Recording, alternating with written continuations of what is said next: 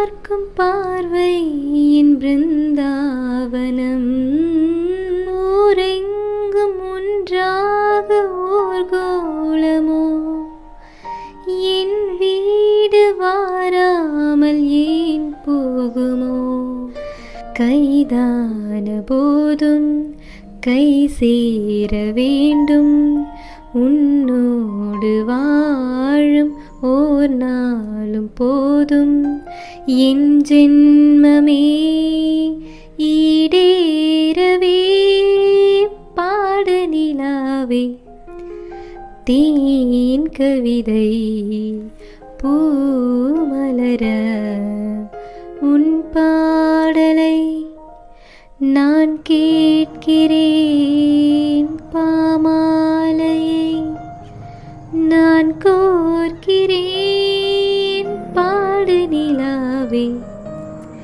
தேன் கவிதை பூமலர.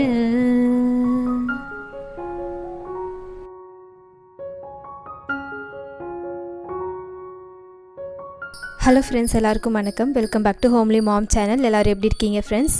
இன்றைக்கி நம்ம வந்து ஒரு நைட் டைம் விலாக் தான் பார்க்க போகிறோம். நான் வந்து நைட்டு ரெசிபி என்ன பண்ணேன் அப்படின்றத உங்களோட ஷேர் பண்ணிக்கிறேன். அது மட்டும் இல்லாமல் நிறைய பேர் வந்து சாங் ரீசெண்டாக பாடுங்கன்னு கமெண்ட்டில் கேட்டுகிட்டே இருந்தீங்க. என் வாய்ஸ் எவ்வளோ கேவலமாக பார்த்தாலும் அந்த பாட்டை கேட்குறதுக்கு ஒரு சில பேர் இருக்கீங்கன்னு நினைக்கும் போது ரொம்ப பெருமையாக தான் இருக்குது. ஸோ அவங்களுக்காக நான் வந்து ஏதோ எனக்கு தெரிஞ்சதை என்னோடய வாய்ஸுக்கு ஏற்ற மாதிரி நான் பாடியிருக்கிறேன். ஸோ எப்படி இருக்குன்னு கமெண்ட்டில் சொல்லுங்கள். அப்புறம் இன்னொன்று வந்து பார்த்திங்கன்னா, நிறைய பேர் ரீசெண்டாக பீரியட் வந்து எனக்கு சரியாக வரல, அதுக்கு ஏதாவது ரெமெடி சொல்லுங்கள், எனக்கு குயிக்காக பீரியட் வரணும் அப்படின்லாம் கேட்டிருந்தீங்க. நான் எப்பயுமே வந்து ரெகுலராக வந்து பீரியட் வரல அப்படின்னாலே நான் சின்ன வயசுலேருந்தே வந்து பார்த்திங்கன்னா இந்த மாதிரி இஞ்சி வந்து போட்டு கொதிக்க வச்சு குடிப்பேன். அதுதான் நான் இப்போ வரைக்கும் அதுதான் ஃபாலோ பண்ணிட்டு இருக்கேன். எனக்கு கரெக்டாக வந்து இப்போ பீரியட் வர்றதுக்கு ஒரு 3 days வந்து தள்ளிடுச்சு அப்படின்னும் போது நான் இந்த மாதிரி ரெடி பண்ணி குடிக்கும்போது கண்டிப்பாக எனக்கு பீரியட் வந்துடும். ஒரு 2-3 daysலேயே கண்டிப்பாக வந்துடும் எனக்கு. ஸோ அந்த ரெசிபி தான் உங்களோட ஷேர் பண்ணிக்க போகிறேன். முதல்ல வந்து பார்த்திங்கன்னா ஒரு 200 ml தண்ணியில் நல்லா இஞ்சி வந்து தட்டி போட்டிருக்கேன். அது நல்லா பாயில் ஆகணும். ஒரு 200 ml அப்படின்றது வந்து ஒரு 100 ml குறையிற வரைக்கும் நல்லா வந்து அதை கொதிக்க விடுங்க.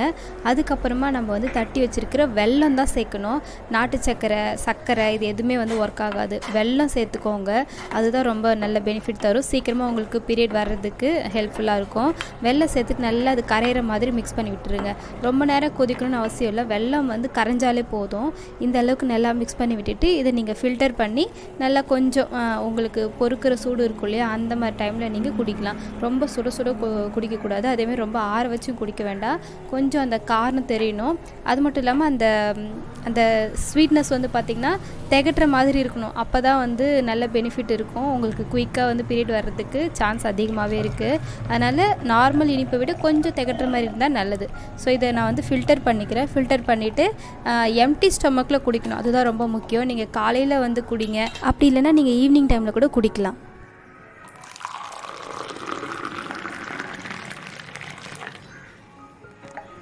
அவ்வளோதான். இதை நீங்கள் வந்து ஒரு கண்டினியூஸாக 3 நாள் தொடர்ந்து வந்து சாப்பிட்டு வாங்க. ஃபர்ஸ்ட் டேவே சில பேருக்கு பீரியட் வர சான்ஸ் இருக்குது. அப்படி இல்லைனா ஒரு 3 நாள் நீங்கள் தொடர்ந்து சாப்பிட்டு வரும்போது கண்டிப்பாக உங்களுக்கு நல்ல ரிசல்ட் தெரியும். அடுத்து பார்த்திங்கன்னா அஷித் குட்டியும் அஷித் அப்பாவும் வந்து பார்த்திங்கன்னா ஹாலில் விளையாடிட்டு இருக்காங்க பேட் பால் வச்சுக்கிட்டு. சரி, அஷித் அப்பா தான் இவன் கூட விளையாடிட்டு இருக்காங்க இல்லையா. ஸோ இந்த கேப்பில் வந்து பார்த்திங்கன்னா நம்ம வந்து டின்னர் ரெடி பண்ண போயிடலாம் அப்படின்னு சொல்லிட்டு நான் சும்மா கொஞ்சம் நேரம் கிளிப்ஸ் எடுத்துகிட்டு இருந்தேன் இவனை. ஏன்னா ரொம்ப அழகாக ரொம்ப சூப்பராக விளையாடிட்டு இருந்தான் பேட்டு. அதனால் அதை எடுத்து உங்களுக்கு காமிக்கலாமே அப்படின்றதுனால ஒரு சின்ன கிளிப்ஸ் எடுத்தேன். அப்புறம் இது வந்து எம்டிஆர் பிராண்டில் பண்ண குலாப் ஜாமுன் ரொம்ப சூப்பராக இருந்தது. நான் வந்து இது எக்ஸ்பெக்டே பண்ணல இந்த அளவுக்கு வரும் சொல்லிட்டு. கலரு அப்புறம் இந்த டேஸ்ட்டு எல்லாமே பர்ஃபெக்டாக இருந்தது. வேணும்னா சொல்லுங்கள். நான் வந்து ரெடி பண்ணி வச்சுருக்கேன். இந்த குலாப் ஜாமுன் ரெடி பண்ண வீடியோ வந்து மேக் பண்ணி வச்சுருக்கேன். நீங்கள் சொன்னீங்கன்னா நான் உங்களுக்கு தேவைப்பட்டதுன்னா நான் வந்து கண்டிப்பாக உங்களுக்கு வந்து நான் போஸ்ட் பண்ணுறேன். ரொம்ப சூப்பராக ஜூஸியாக இருந்தது. உள்ளெல்லாம் கூட நல்லா சூப்பராக வந்து அந்த சிரப் வந்து ஊறி இருக்குது. ஸோ கண்டிப்பாக நீங்கள் கேட்டிங்கன்னா நான் ஷேர் பண்ணுறதுக்கு ரெடியாக இருக்கேன். அதை நான் இன்னொரு vlogல வந்து உங்களுக்கு காமிக்கிறேன். இப்போ நம்ம வந்து டின்னர் ரெடி பண்ண போகலாம். நான் வந்து அன்றைக்கி பார்த்திங்கன்னா சப்பாத்தியும் அந்த கருப்பு கடலை வச்சு நான் ஒரு கிரேவி மாதிரி பண்ணியிருந்தேன். ஃபஸ்ட்டு கிரேவி பார்த்துடலாம்.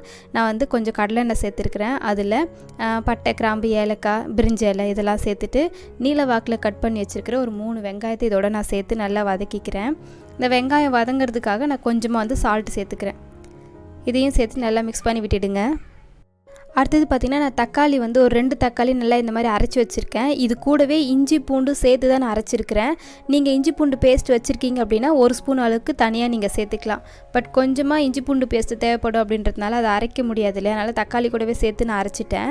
ஸோ அந்த பேஸ்ட்டை இதோடு சேர்த்து நல்லா மிக்ஸ் பண்ணி விட்டுக்கலாம்.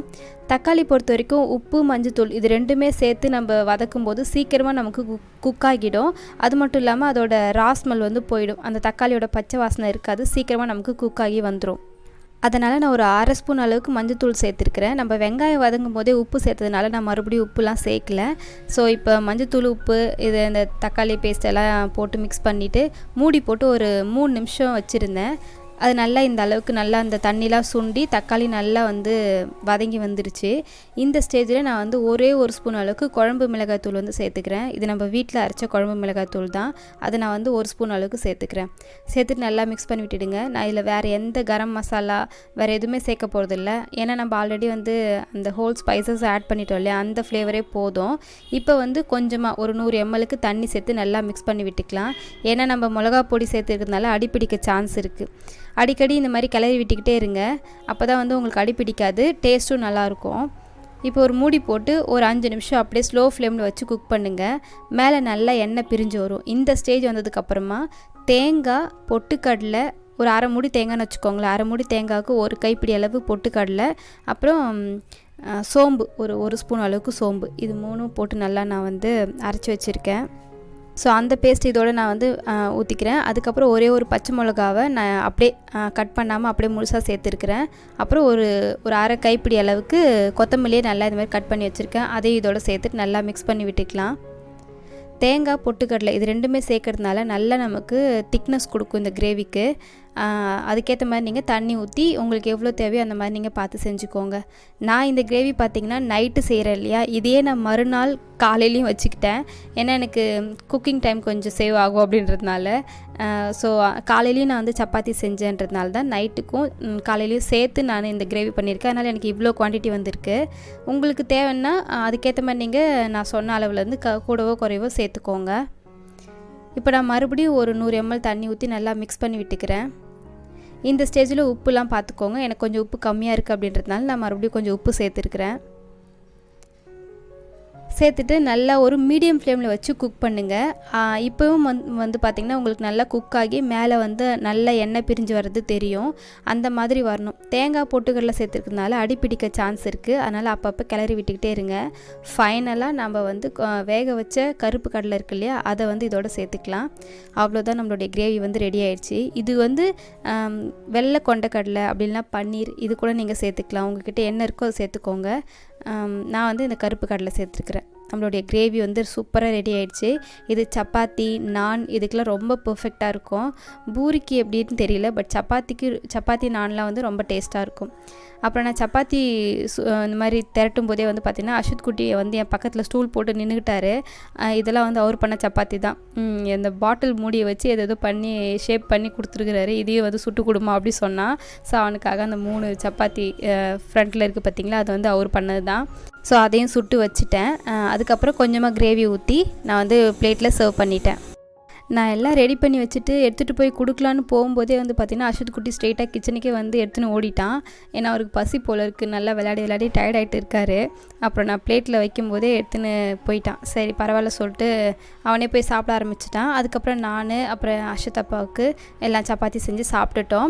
இதோடு வந்து பார்த்திங்கன்னா கிச்சனோட ரேக் பார்த்திங்கன்னா எந்த அளவுக்கு இந்த ஷெல்ஃப் வந்து ரொம்ப வந்து மெஸ்ஸியாக இருக்கும். இவ்வளோ கேவலமாக நான் வச்சுருந்ததே கிடையாது. பட் பார்த்திங்கனாலே தெரியும் எவ்வளோ இப்படி இருக்குது சொல்லிவிட்டு. ஸோ நான் வந்து இந்த ஆயுத பூஜைலாம் வருது இல்லையா, அதுக்காக நான் வந்து கிச்சனு, ஹாலு, பூஜை ரூம் இதெல்லாமே க்ளீன் பண்ணணும். நான் வந்து இந்த நைட்லேருந்து ஸ்டார்ட் பண்ணலான்னு இருக்கேன். அதனால் நான் வந்து கொஞ்சம் பாத்திரம்லாம் வந்து அந்த ஷெல்ஃப்லேயே வந்து கொஞ்சம் பாத்திரம் வந்து வேஸ்ட்டாக, அதாவது அந்த டப்பாலாம் வந்து காலியாக இருந்தது, ஆனால் அழுக்காக இருந்தது. ஸோ இது எல்லாத்தையும் எதெல்லாம் அழுக்காக இருக்கோ அதில் எல்லாத்தையும் வாஷ் பண்ணி நான் இந்த மாதிரி கழுவி வச்சுட்டேன் நைட்டே. ஸோ கவுண்டர் டாப்லேயே வந்து கவுண்டர் டாப்பு, அப்புறம் பாத்திரம் விளக்கி முடிச்சுட்டேன். அப்புறம் இந்த பாத்திரத்தையும் வந்து தேவைப்படுற இந்த டப்பாஸ் எல்லாம் கூட நான் கழுவி வச்சுட்டேன். அப்புறம் கேஸையும் நான் கழுவி வச்சுட்டேன். ஸோ இதெல்லாமே நைட்டு வேலை முடிஞ்சிடுச்சு. இதுக்கப்புறம் காலையிலேருந்து நான் வந்து க்ளீனிங் ஒர்க்கை ஸ்டார்ட் பண்ணணும். கண்டிப்பாக நான் வந்து அதை இன்னொரு vlogல இல்லைனா வந்து க்ளீனிங் ரொட்டீனில் நான் வந்து போடுறேன். ஸோ அது மேபி நிறைய பேருக்கு யூஸ்ஃபுல்லாக இருக்கும். ஏன்னா இந்த ஆயுத பூஜை வரப்போகுது இல்லையா, அதுக்காக. ஸோ கண்டிப்பாக நான் அதையும் ஷேர் பண்ணுறேன். இதோட இந்த vlog நான் முடிச்சுக்கிறேன். இந்த vlog பிடிச்சிருந்தா ஒரு லைக் பண்ணுங்கள். உங்களை வேறு ஒரு இன்ட்ரெஸ்டிங்கான வீடியோ வந்து பார்க்குறேன். அது வரைக்கும் பாய்.